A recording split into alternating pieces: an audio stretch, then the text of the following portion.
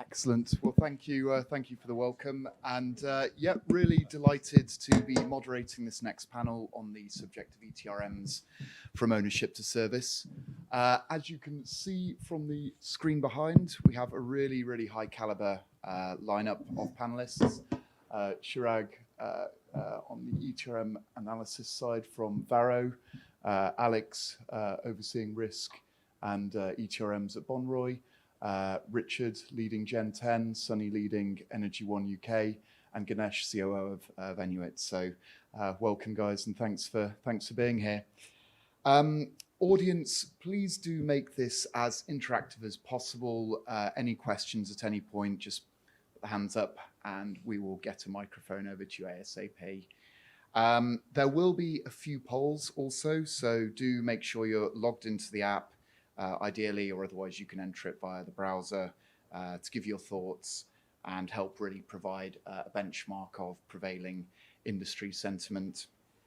So, diving right in. So, again, great to have you all with us today. I will start from Alex and make our way around. So, in order, could everyone please introduce yourselves, give a little bit about your experience on this subject, and then go right into the first question of why do people move from ownership to service? What are the pros and cons? Sure. Yeah, morning, everybody. So Alex Whittaker, General Manager at Bonroy. Yeah, I've worked in energy trading since 2006, firstly on trading desks, and then since about 2012, working on CTRM projects. And the last couple of years, sort of putting all of that together to run all the systems and post-trade operations of a trading house. Thank you. Hi, good morning, everyone. My name is Chirag Ahuja. I'm working with Varo Energy. We are an oil company based out of Hamburg, Germany. And thank you, Ben. Appreciate it that you host such a beautiful platform. We ETRM people are a small community, and I think this is a great place where we can meet each other. Appreciate it. Morning, everyone. Ganesh. I head up Enuit, CTRM and ETRM provider as the COO globally, based out of London. Been in this commodities tech space for the last 2 decades. Worked as a business analyst, developer, product management. Was a part of PwC team with Alex in consulting space, and worked with multiple vendors and many implementations across the board. I'm happy to share what I know with the panel today. Hi everyone, I'm Sunny Tiwana, Energy One CEO for the UK. You might actually know us as Contigo Software. So I've been in the business with Contigo for a number of years, and I've largely come from a technical background. And I was one of the key stakeholders in the Contigo business as we shifted our product from being on-prem deployed solutions and really moving it forward into private hosting and then shifting right over into public cloud. And we've been working with a number of customers over the years of helping them find the best solution of them hosting it themselves, moving it into their own cloud, or using our cloud services to fit their landscape of how they run the business. Hi, Richard Williamson from Gen 10. Also 2 decades, 22 years solving various solving a number of different interesting challenges across different commodity supply chains from a digital perspective. We've gone from the installing servers in places and trying to manage the challenges of that through to IBM sort of ceasing support on the underlying tech that we were using, which gave us the wonderful opportunity to then explore other things, which got us into the cloud. And we haven't looked back since. It's been a great ride since then. Excellent. Thank you, everyone. So first question to Alex. Why do people move from ownership to service? What are the pros and cons? Sure. So I guess, well, one partly as technology develops and you get more options. And then when you're considering what those options are, we see this at Bonroy quite a lot because as a growing company, we often have to think about how we would invest in our infrastructure and grow our abilities to support a growing and more complicated business. And each time we have those choices, partly it would be what can we do ourselves, and then we would compare that with what we could do by buying in services. Obviously, the pros of buying in those services are Bonroy's not a tech company. So we would buy in those services, say, from a vendor who specializes in those services. I used to work at Kydex back in 2013, was one of the sort of first software as a service products. And in those days, it was a real battle to be able to persuade someone that sort of, letting us look after your data and servers and things like that was even sort of possible and a good thing to do. And in those days, it was always the case that it was like, look, this is SunGard's a tech company. This is our business. Information security, data security is our business. It's a very, good chance we can do this better than you, especially if you're a small firm. So for me, the big pro of services is, as a small company, all of these guys with ETRM vendors can do this sort of cloud computing software far better than we can. So for me, it's quite straightforward on this sort of technical technology side, just to ask the vendors, listen to what they say, and go with it, basically. Understand the trade-offs and their recommendations and their experience, use that and gain the benefit from it by listening to the advice that you're paying for. I work with Varo, so from our perspective, from my perspective, I just wanted to define what is ownership to me versus a service to me. And I think if my company has an in-house IT team, we have our own testers, BAs, developers, and develop the product ourselves, we would call that ownership. But if there is some aspect or some new innovative product we're looking in the market and go and procure that, I would call that service. But then, to me, these lines become quite gray very quickly when I have to own these services myself, especially supporting the support part of it. So I think, from that perspective, I thought this is what it means to me, this particular topic. And I was looking forward to know more from fellow panelists. I think from what we see in the market, it's pretty straightforward, right? As Alex said, business should focus on the core, which is the business, trading, making margins, make the market, and then leave the rest of the services. And I think services sometimes have been kind of typecasted into only IT, right? Anything could be a service, right? Your infrastructure, your cloud, and everything else. I think the mind shift is basically right now is like, if we have to focus on the core, and then what else we can actually do with it. And then I think that's a simple question. And sometimes the decision is very complex to make because like Chirag said, you may have invested IT team, worked on a certain skill set or a packaged product, and then you don't know what to do with that particular skill set if you just try to change it, or is there a convertible skill set? But overall, the market is definitely moving towards ownership versus service. And then it's not just only IT, people are looking at functional user experience. Can I actually enrich my platform? Not from a visual effect, but functional usage, infrastructure, cloud, cybersecurity. If you think about all of these verticals around a platform or a trading landscape, you may not have or you may not want to build all of these capabilities by yourself. I think rather than a service model, the business is moving towards a capabilities model. I think, but the shift is happening. Is everybody ready for it? I don't think so, because of the n number of inherent reasons, but I think the shift is definitely there. Thank you.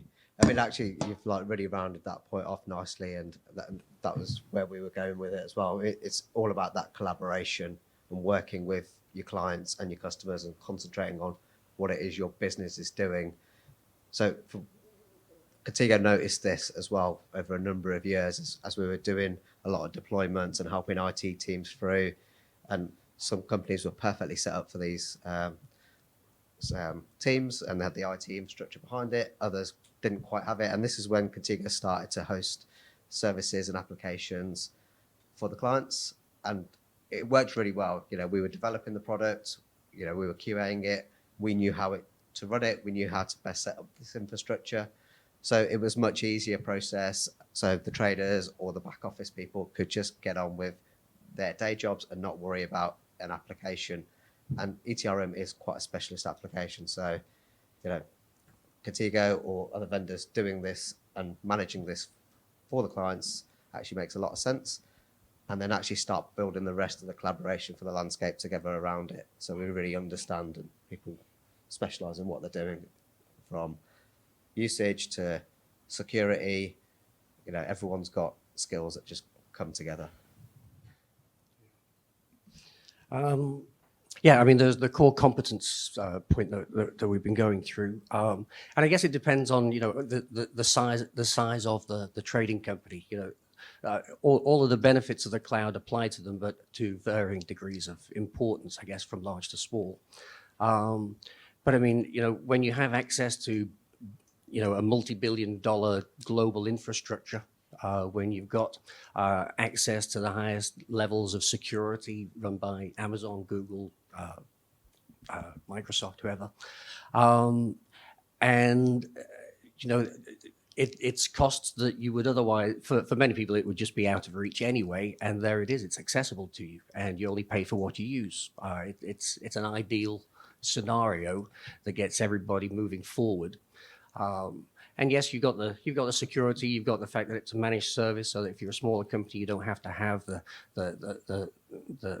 heads around the table on your payroll.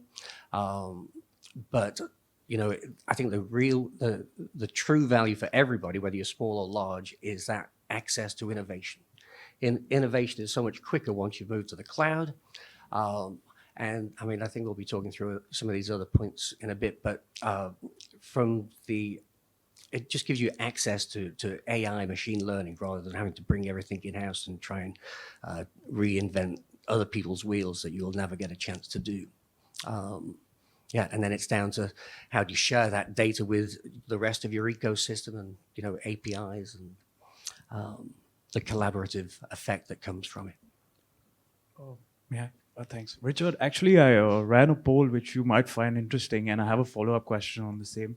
So I have nearly 6,000 connections on LinkedIn, most of them in the ETRM space.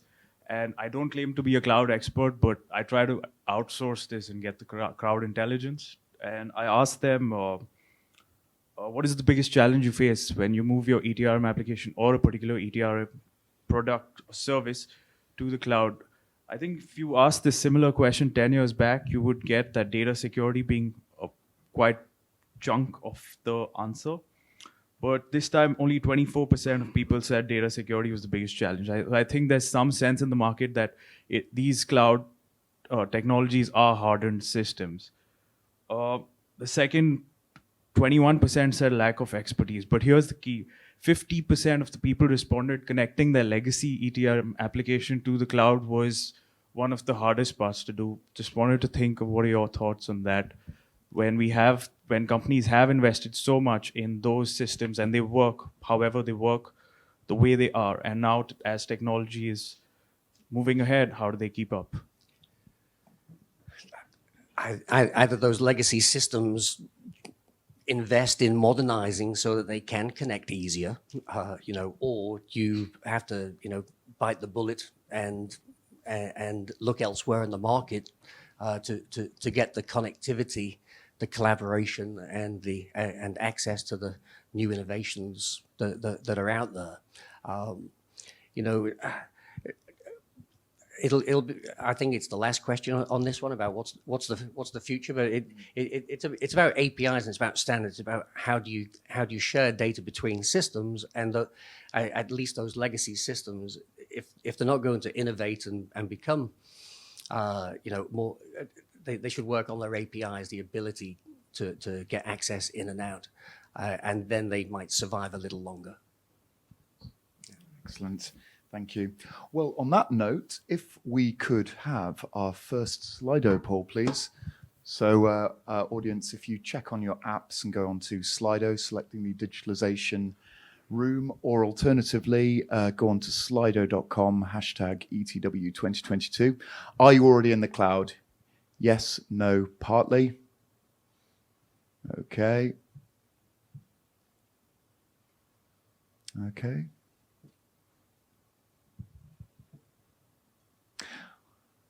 Well, if you keep on voting away, interesting. Does that result sort of surprise any of the panel, or does that sort of sit in line with what you would expect? Yeah. I guess it's like, are you already in the cloud for what? Is it for ETRM or is it like in True. personally? Good. All right then. So next question, and we'll start with Chirag, and then we will rotate around like that. So we mixed up a bit.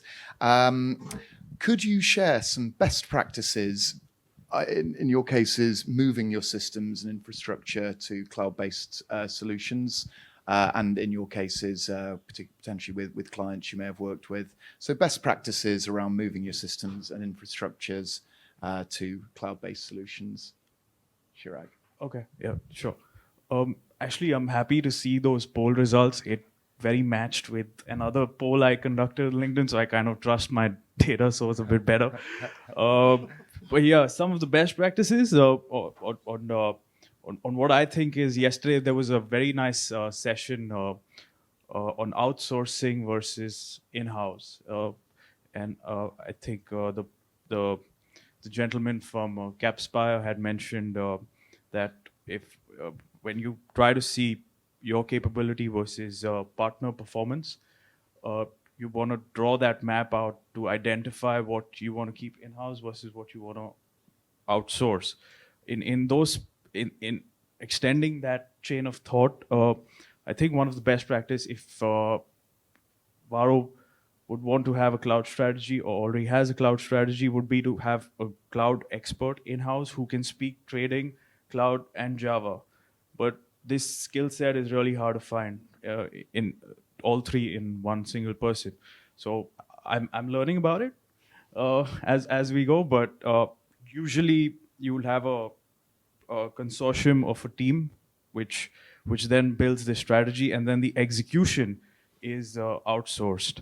So I think for a energy company like myself, it probably a good thing to check. I can take a two-dimensional answers about it, right? One is best practices for cloud movement from a trading company firm like Varo is it needs a bit of a feasibility study, right? You just don't wake up from one side of the bed and say, hey, let's move to cloud today. Doesn't happen. So I think when you decide that kind of a strategy, you have to understand your people, your culture, what your current tech stack or your current product looks like. You cannot actually take a big monolithic solution and try to put it on the cloud and say that it is on the cloud. That's definitely something people do and say, I'm on the cloud. Okay, as Sam, Richard said, what are you in the cloud for? Outlook email? Yeah, everybody's on the Outlook email cloud, right? But the point is really understanding the feasibility of why I am migrating. And I think the partly answer was the maximum poll, if my memory serves right? That's because it's always good to not fully cloud and then go on a hybrid mode. That's why people are voting partly. And that's actually a very good risk assessment of looking at it. From a product vendor perspective, if I may speak for Sunny and Richard too, when we are building the product development on a cloud, for us it's an accelerator to turn the products quickly to the marketplace. If you go to Microsoft Azure or Amazon, you actually see that there are toolkits actually to build capabilities on the cloud, which actually reduce the time to market from a product standpoint. So migration from an existing landscape to the cloud from a trading company standpoint have to start with the feasibility study. You can't just wake up and say, I'm going to do this. And you need to understand what your data security looks like, what's the particular system knowledge currently has got. Is that person can able to support when the system moves to the cloud? There are a lot of variables to do it. And cloud migration on the paper is very easy. But if you dig deeper, I think there's a lot of work to be done before you actually make a decision. And then I personally believe some of our clients who are migrating into the cloud, not just only Enuit's Entry solution, but also their existing systems, are doing this feasibility study and then almost starting with a hybrid rather than full big bang approach of going into the cloud. I think that's always the best way to look at it. Yeah, I mean, going on from there, the journey that you take of moving into the cloud, and you've broken it down and you've done your feasibilities. And I think the nice thing and the best thing we found is you can start running up in the cloud these pocket pilot schemes. You can start looking at sort of the agile ways of working. So you can do the shift left and shift right approach. So actually you can really go from ground up in your technology team with those agile approaches, which work really well for cloud technology, because obviously the tech stack is just changing all the time. There's new functionality out there. So it allows you to play out there, work out how this works, try little pilot schemes, test them out, allow customers to have a view of it before you really bring it back into your product stack. I think that's the scalability and the power of the cloud. And this is how we're trying to use and leverage more of these services. So it's not big bang, you know, we've kind of got away from that. We've looked at it, we've learned from it. And now it's, you know, what are the smaller services? What are the microservices? How do we go and do some of these hybrid approaches before we really bring it in and like change the way we're doing things? And then it starts again, you know, and it's time after time. It's just continuous development of everything that you're doing, and everyone's learning, and you know, everyone's collaborating, and there's a lot of personal development coming out of this. Yeah, trying to add to what you're saying, Sonny. I mean, you pretty much covered what I was going to say. But the you know, moving to the cloud from an end user perspective, I mean, it doesn't matter. You should make it look as seamless. I don't think they care whether it's on premise or in the cloud in a way. The data migration, you know, there's loads of really cool mapping tools that you can, you know, get the old data structures into the new ones. That's not a problem. I think, you know, I would say it's a lot easier to do the data migration from on-premise to the cloud rather than to another ETRM system that is going to be on-premise.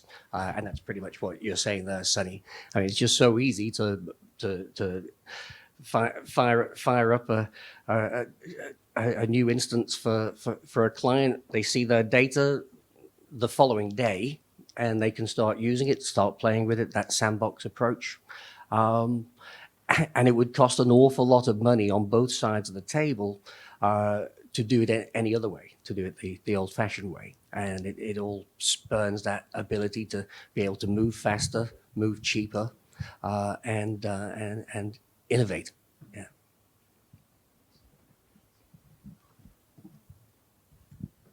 Yeah, I think it's an area where increasingly risk and IT overlap quite a lot. I think there's been round tables and things before about chief risk officer and chief technology officer. So I think firstly, it's important to make sure that you're aligned internally. And then once you're agreed internally, then it's important to ask questions and listen to the vendor, to the service provider, because again, they're the people who do this day in, day out, and that's the best advice you'll get and that you're paying for. So follow it. And I think, yeah, if you're aligned internally, you listen to your vendor, it ought to go quite well. Good. Well, Chirag mentioned earlier the poll you conducted. I thought that was a really interesting one. You had it was a good cross section of the industry voting on that. Security did still seem to be somewhat of a concern when moving to the cloud. I think, yeah, as you say, 24% or so of respondents still highlight that as the main issue, which is still, you know, it's a sizable minority.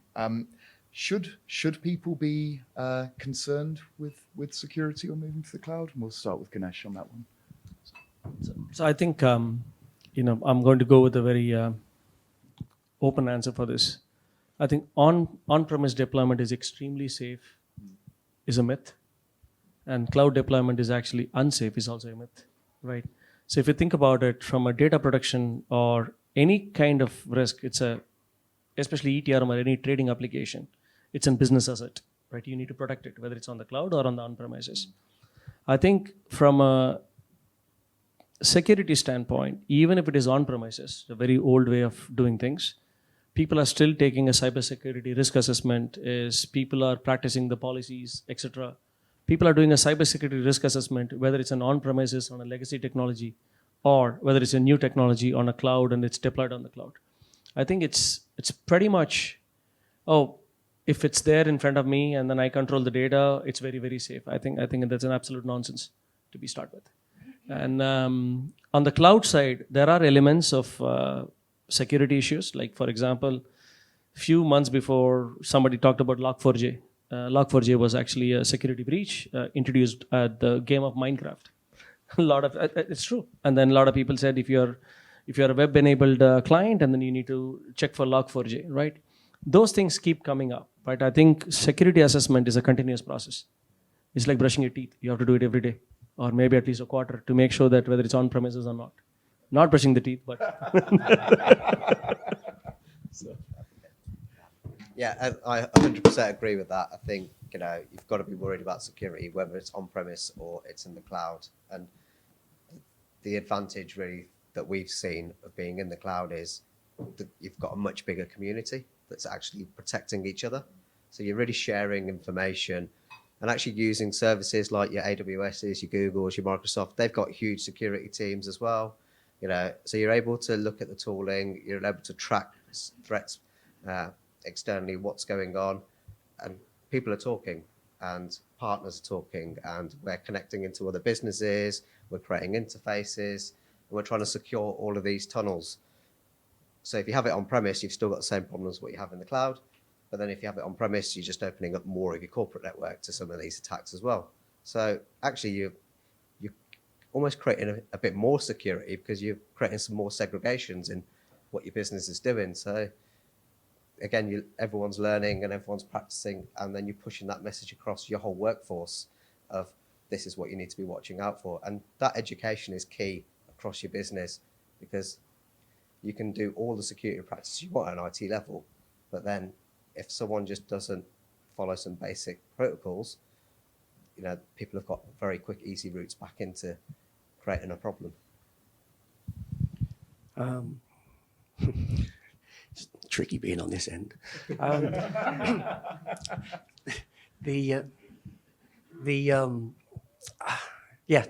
mean, security. So, it's what Sonny said.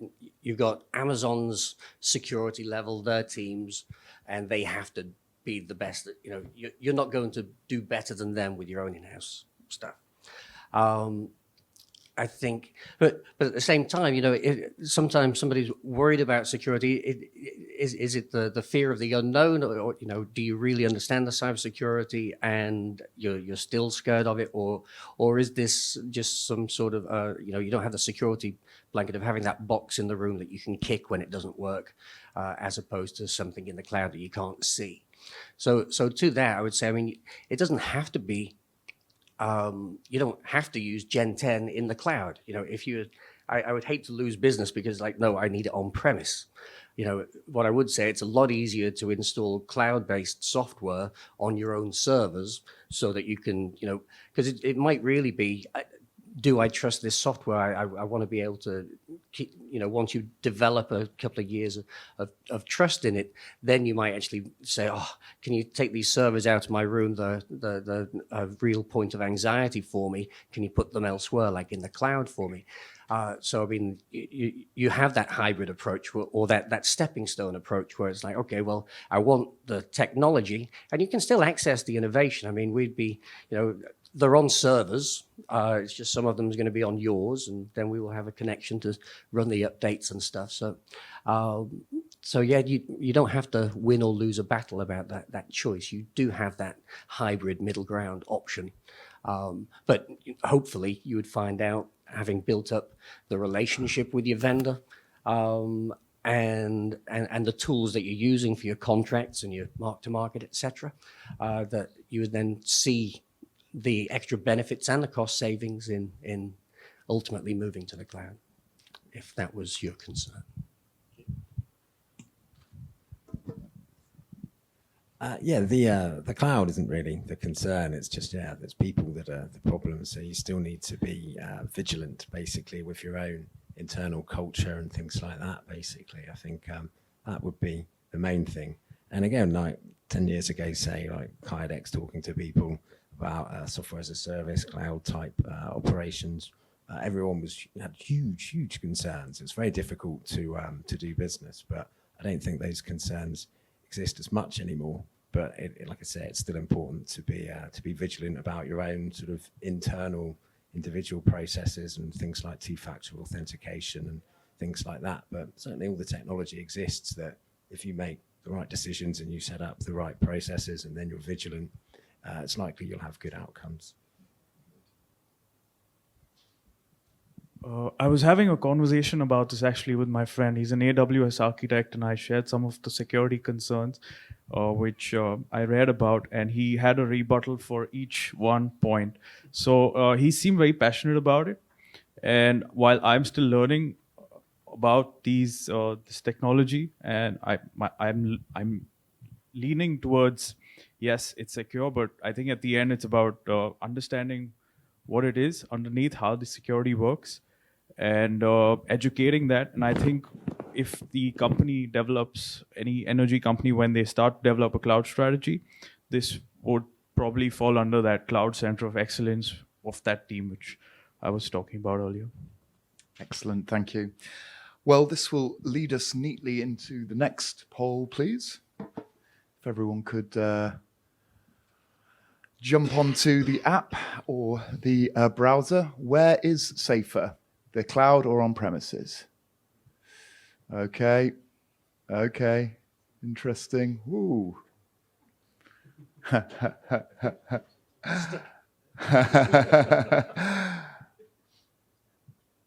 Okay, interesting. Panel's thoughts, surprised, unsurprised by this?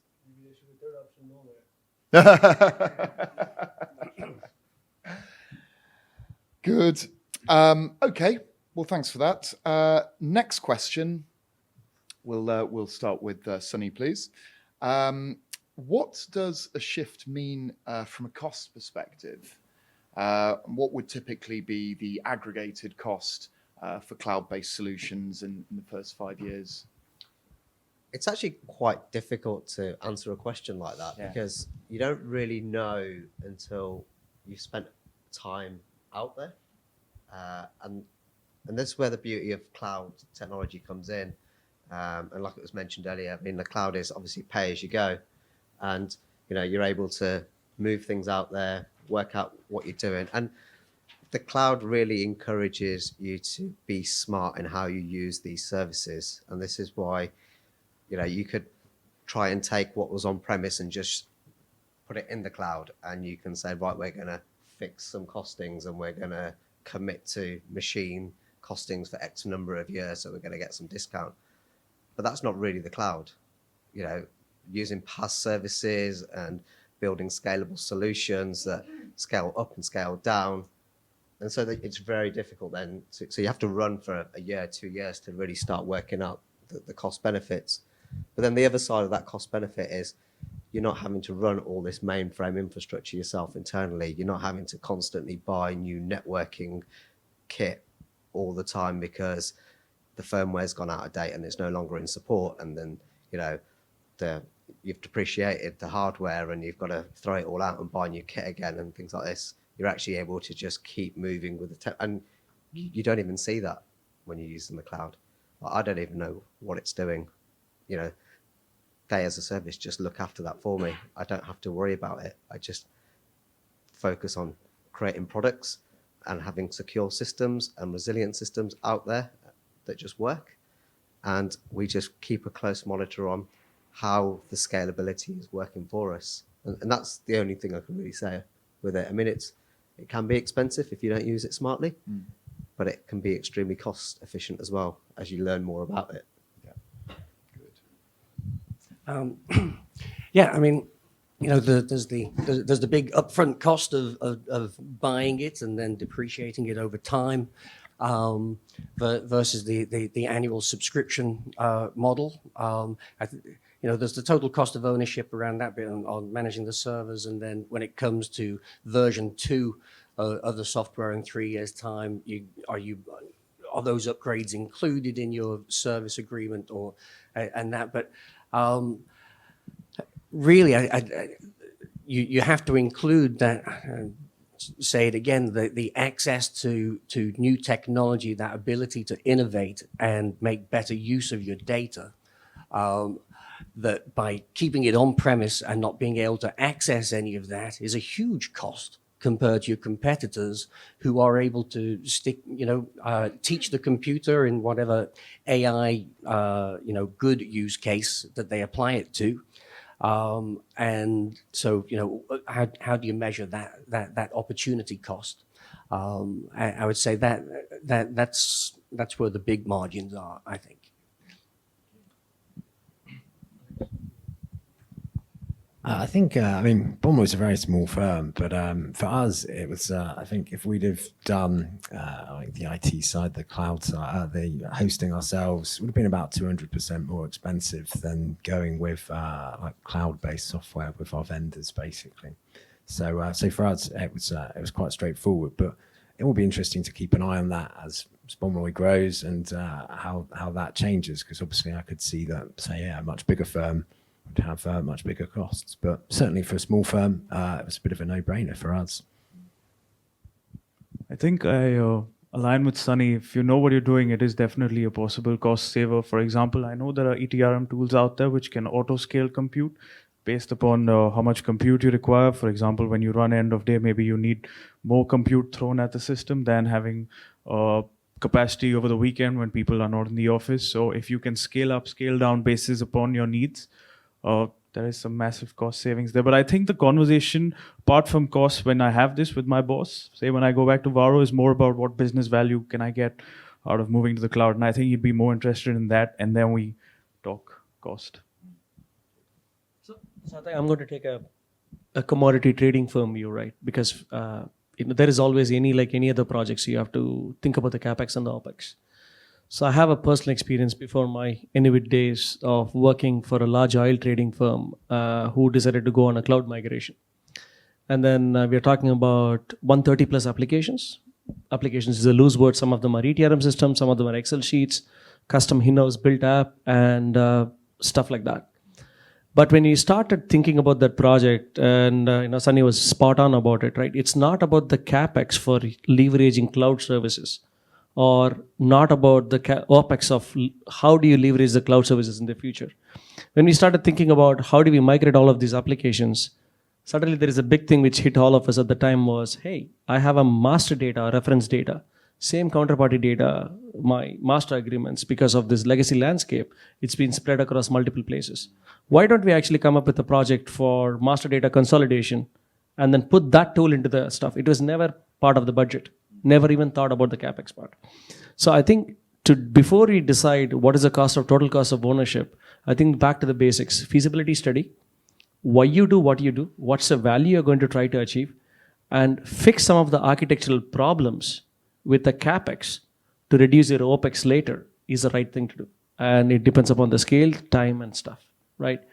From a product development standpoint, I think Sunny and Richard covered from a vendor perspective. We can use as much as services to get the product faster to the market. But at the same time, we have to also manage about the OPEX cost of leveraging those services on a longer ground. From a trading perspective, I think before you move things on the cloud, there may be some architectural rethinking you need to do before you just get advantage of the cloud. That's kind of my view on that one. Excellent. Thank you. Just slightly aware of time because these 40 minutes have flown by already. We have 10 remaining and a couple of questions, including the last one, which is quite an interesting, meaty one. Next question will go to Richard, please. In such a fast-paced environment, how do you feel ETRM vendors, cloud providers, and trading firms are aligning and working with each other? Is there room for improvement? And it's this question I go first on. I think as with all things, there's always room for improvement, and we should always embark on that continuous improvement exercise. I should probably leave it at that.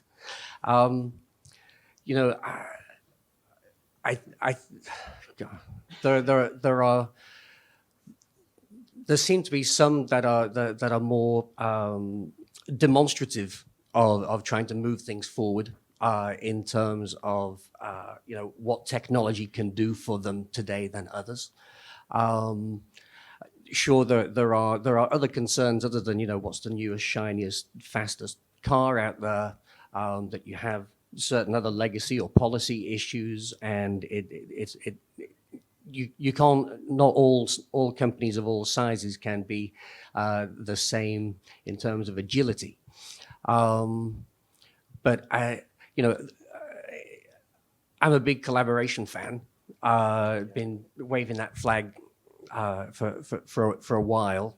You know, a lot of what we and we've seen over the last few years that again the idea of collaborating and coming together to try to address standards like with Energy Leaf, like with VACTs and the Comgos, any of the blockchain initiatives. And underlying those different ones, the true sign of hope that I get from all of that is that people are actually talking about how do we standardize our data structures, and how do we standardize our communication? How do we develop these APIs so that I can share information? My first advert in 2000 was a network of, I had a bank, an insurance company, a trading company, an agent, you know, a farm and everything, where they could all magically share information all the way through the supply chain to get the traceability and everything. And that was sort of before we could do the cloud stuff. So it's all possible, and people are in different commodity sectors are making some headway. I mean, the gosh, what's the Covantis? You know, that's doing great, and they took a core, you know, a one problem around triangulating trades of soybeans in Brazil or something, and did it well. You know, there are, you know, so I would say there is hope. There is lots of work going on towards it. I was kind of hoping that it would already be here like 10 or 15 years ago, but yeah, we keep going. I think alignment's a choice for the most part, and I think certainly CTRM over the years, if you look at the balance between process and output, you look at, say, investment of time and money versus results delivered, it hasn't been very good, basically. There's a lot of very, very unhappy customers out there, sort of things that were sold weren't delivered, and so on. And that really is where, say, the output hasn't been very good. And how to change that balance of process and output, I think, would be choosing more alignment.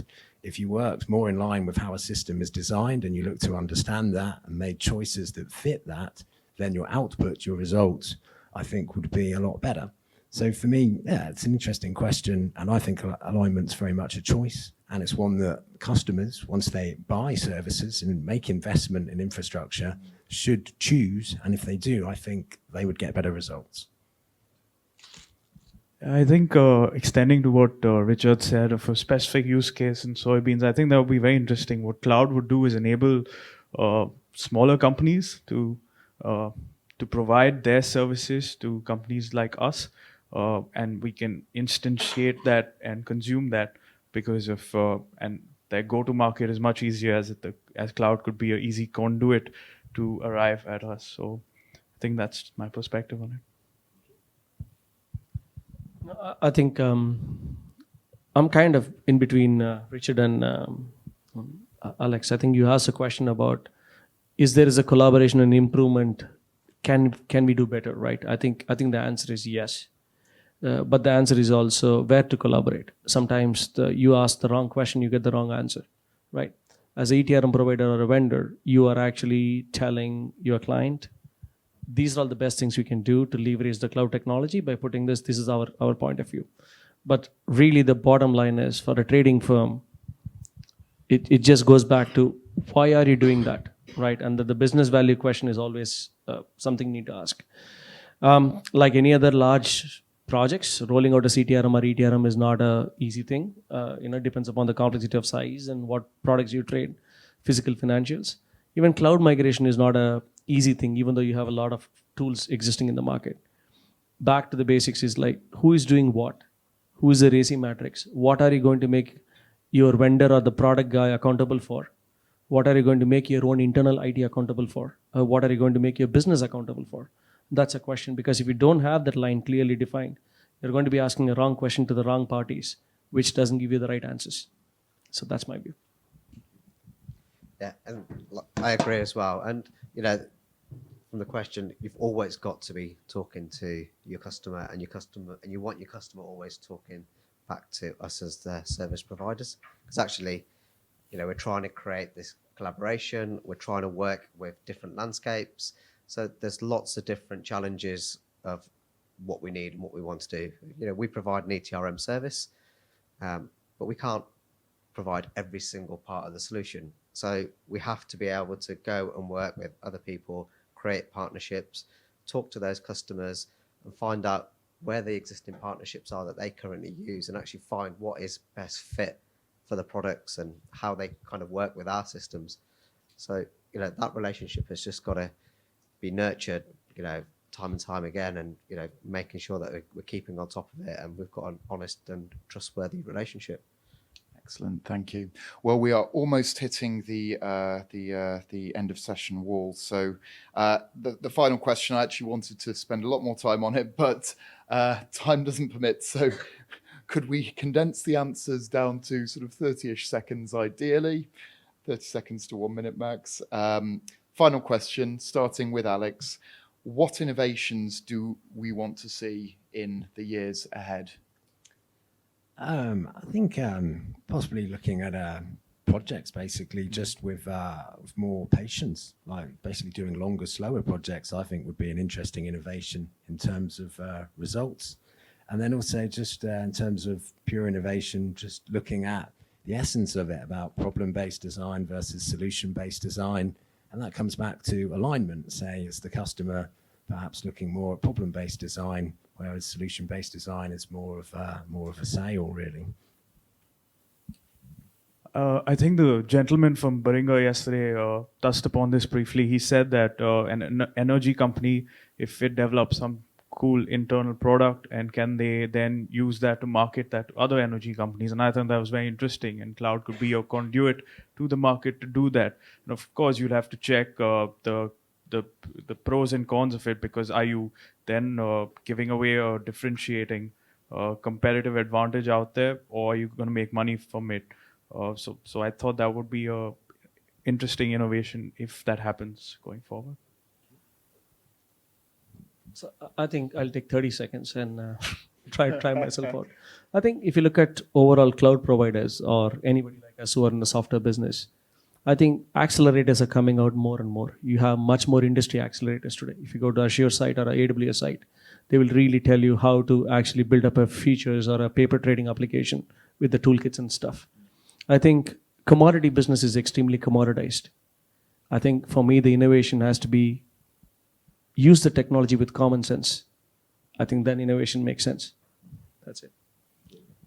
Yeah, and from my side, actually, some of the innovation that I'd probably like to see a little bit more of is some of these service providers like AWS, Azure, and Google actually partnering up more and actually helping the community across the board of centralizing some of the tooling out there, especially things like security frameworks and things like that. We've seen big shifts of, the monolithic application, and trying to move that around is quite difficult. So we've seen a lot of innovation of breaking things up into smaller packages. And I think that's going to keep moving forward. But getting the big players talking and actually coming up with more global protection will be a key thing going forward. I think in innovations, there's so many innovations that have already been existing for a number of years that still need to be made more use of. So in terms of any new toy out there, it's about the ability to get access to the new to the toys that are out there already. And I would say that if your system is in the cloud, you have a lot more chance of getting access to those without costing you very much at all. So I think the innovation, it's there. It then comes to how do you share data between platforms, and again, the cloud will help facilitate that. Thank you. And if we could get our final poll, please. Should be an interesting one next. Okay.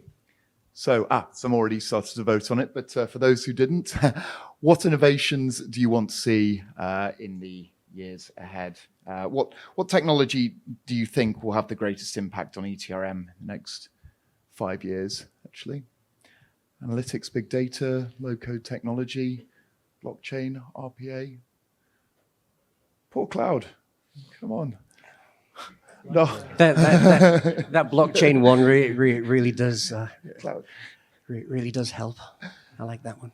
Yeah, no major surprise, I suppose, or panel's view. I think it's lunchtime. Yeah. Well, actually, no, it's not. It's time for another panel. So I would like to thank this panel for their excellent